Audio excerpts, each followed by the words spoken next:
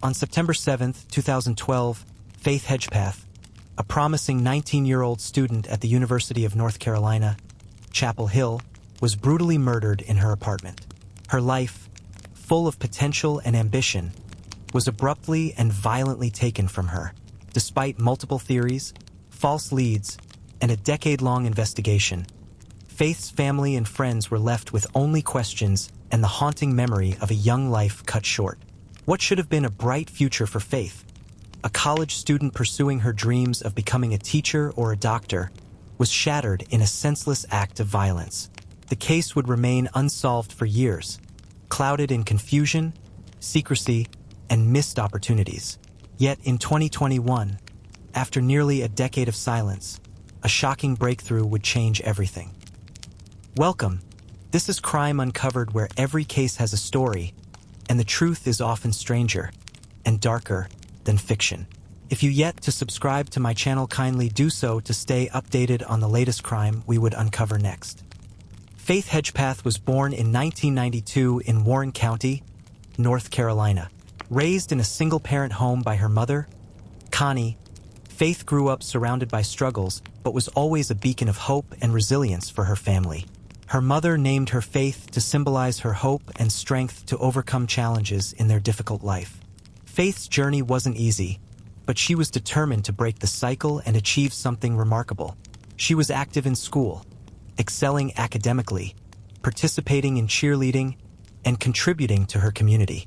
She received a Gates Millennium Scholarship and moved to Chapel Hill in the fall of 2010 to study at the prestigious University of North Carolina. There, she thrived, making new friends, becoming involved in campus life, and planning for a future filled with promise. Faith was a member of the Native American sorority Alpha Pi Omega and was known for her kindness, intellect, and ambition. She dreamed of becoming the first person in her family to graduate from college, aspiring to work as a doctor or a teacher. But on the night of September 5, 2012, Faith attended a sorority event and would leave for the last time with her friend Rosario, unaware that her future would be tragically cut short. It was a warm evening in Chapel Hill when Faith and Rosario Rangel, both members of the Alpha Pi Omega sorority, attended a rush event at the university. The event was filled with laughter, music, and the promise of new friendships, but there was something strange about the vibe that night. Faith left the event at 7:15 p.m. and met Rosario to study at the library.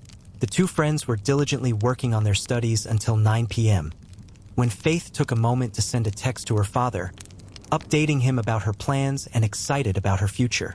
By 11:30 p.m., they decided to go out to the Thrill nightclub in Chapel Hill.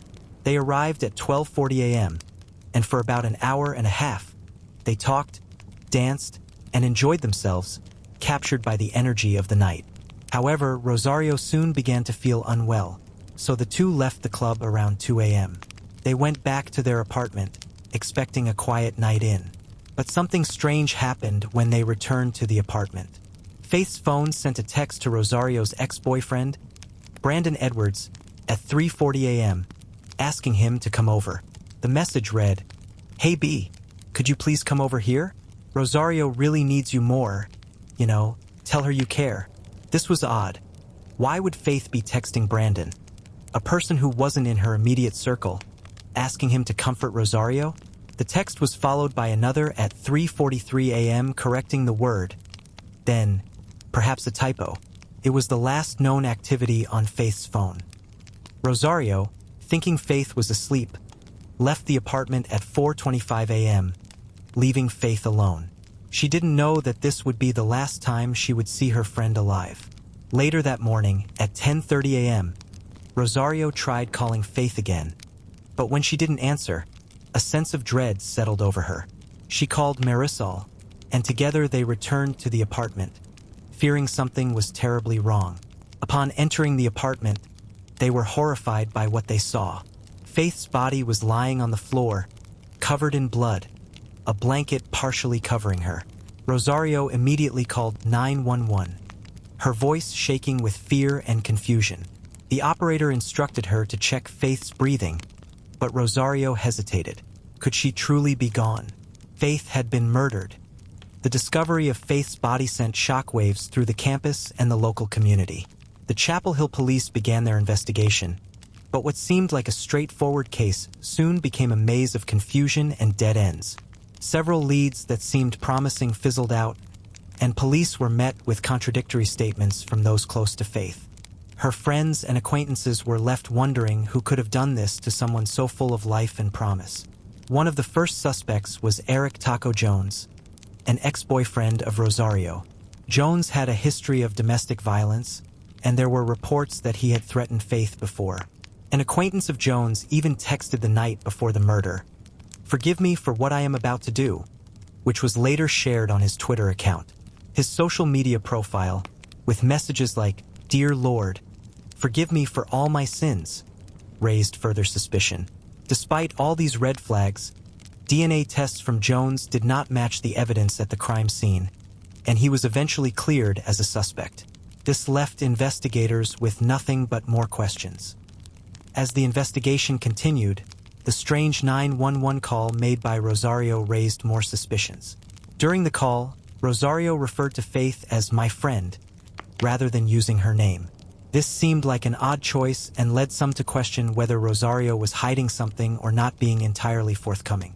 Some even suggested that it might not have been Rosario on the call at all but someone else, perhaps Marisol Rangel, whose voice sounded strikingly similar to Rosario's.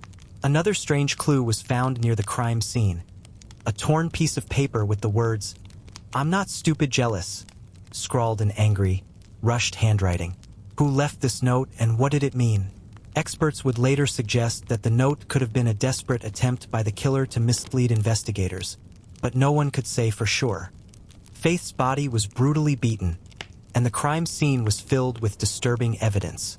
The autopsy revealed that she had suffered a fatal blow to the head, most likely from a Bacardi rum bottle, which was covered in blood. The police quickly realized that this was no random act of violence. It was personal. DNA found at the scene pointed to a male suspect, but the investigation hit another roadblock. Even though police collected DNA from over 2,000 individuals and tested 750 people, they couldn't find a match. The case seemed to grow colder with each passing month. For years, the case remained unsolved, and Faith's family, particularly her mother Connie, struggled to find peace. It wasn't until 2021 that a breakthrough came. In August 2021, Miguel Sco Olivares, a man who had never been connected to the case before, was arrested on a separate charge.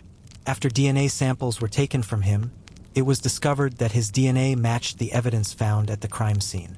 Olivares' palm print was also found on the murder weapon, finally providing investigators with a concrete lead. For the first time in nearly 10 years, Faith's family had a suspect, but the question remained: who was Miguel Sco Olivares, and how was he connected to Faith? Olivares, who had no prior connection to Faith, was now the primary suspect in her murder. Investigators dug deeper into his past, looking for any clues that might explain why he would kill Faith. Did he know her, or was he simply a stranger who crossed paths with her on that fateful night? The police worked to uncover the truth, but with every new piece of information, more questions arose.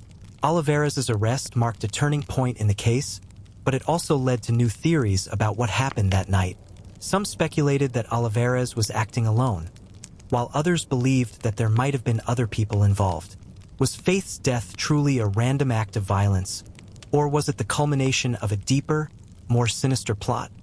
For Faith's mother, Connie, the journey to find the truth had been unbearable. She had lived through years of uncertainty, not knowing who killed her daughter or why. But the arrest of Olivares brought a glimmer of hope. Connie, who had never given up on the fight for justice, finally felt like she was getting some answers. "I don't know why it took so long," Connie said, tears in her eyes, "but I know that the truth will come out." Even with Olivares' arrest, many questions remained. How was he connected to Faith? Was he a random stranger, or did he know her?